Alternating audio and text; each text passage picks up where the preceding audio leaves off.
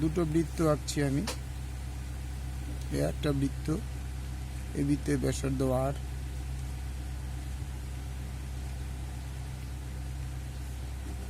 এই একটা বৃত্ত, এর ব্যাসার্ধ R1। তো বৃত্তের দুটি পরিধির অনুপাত বলছে, তাহলে প্রথম বৃত্তে এটা প্রথম বৃত্ত, এটা দ্বিতীয় বৃত্ত। তো প্রথম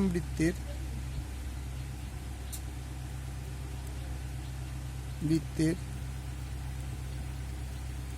ব্যাসার্ধ ইকুয়াল টু আর একক। সুতরাং পরিধি ইকুয়াল টু 2 পাই আর একক। আবার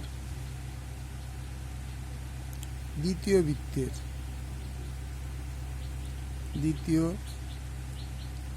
বৃত্তের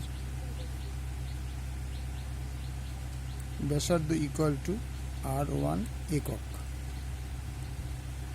সুতরাং পরিধি ইকুয়াল টু 2 পাই R1 একক। এবার কি বলছে? পরিধি অনুপাত বলছে প্রশ্নানুসারে।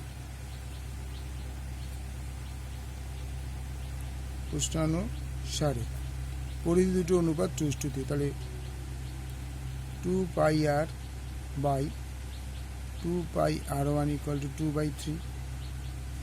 তোমাদের মনে একটা প্রশ্ন আসতে পারে, আপনি কেন এইটা আগে লিখলেন না, এটা পরে লিখলেন না? অনুপাতটা খেয়াল করে দেখো, প্রথম অনুপাতটা ছোট আছে আর দ্বিতীয় অনুপাতটা বড় আছে। তার মানে এটা কি?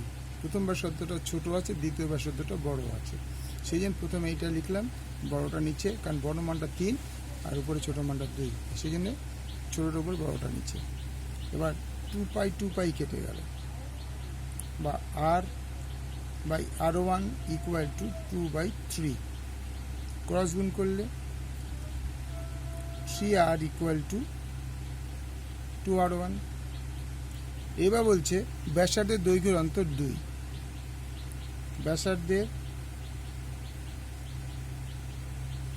ব্যাসার্ধের দৈর্ঘ্যের অন্তর, দৈর্ঘ্য এর অন্তর কত বলেছে? 2 semi.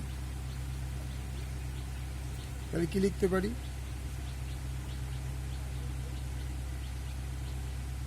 R1 minus R equal to 2। আচ্ছা, এখান থেকে আমরা একটা কাজ করি, এখানে 3R, তাহলে R ইকুয়াল টু কত হবে? 2R1/3। যে তাই লিখি, বা R1 minus 2R1/3 equal to 2।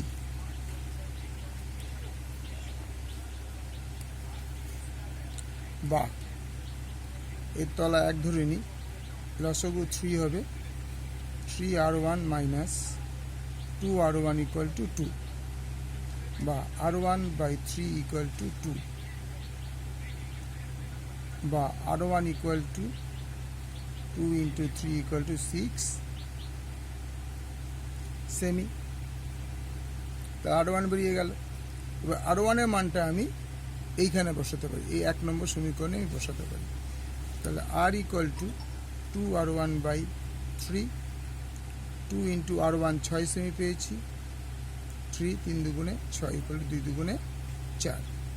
তাহলে আর কত হলো? 4 সেমি। তাহলে আরটা হচ্ছে প্রথম বৃত্ত। এবার লিখবে প্রথম বৃত্তের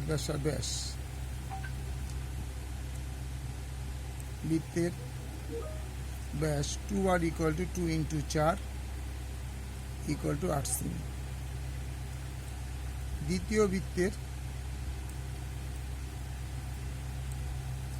ব্যাস 2R1 equal to 2 into 3 equal 2 into 6 equal to 12 সেমি। Okay, thank you.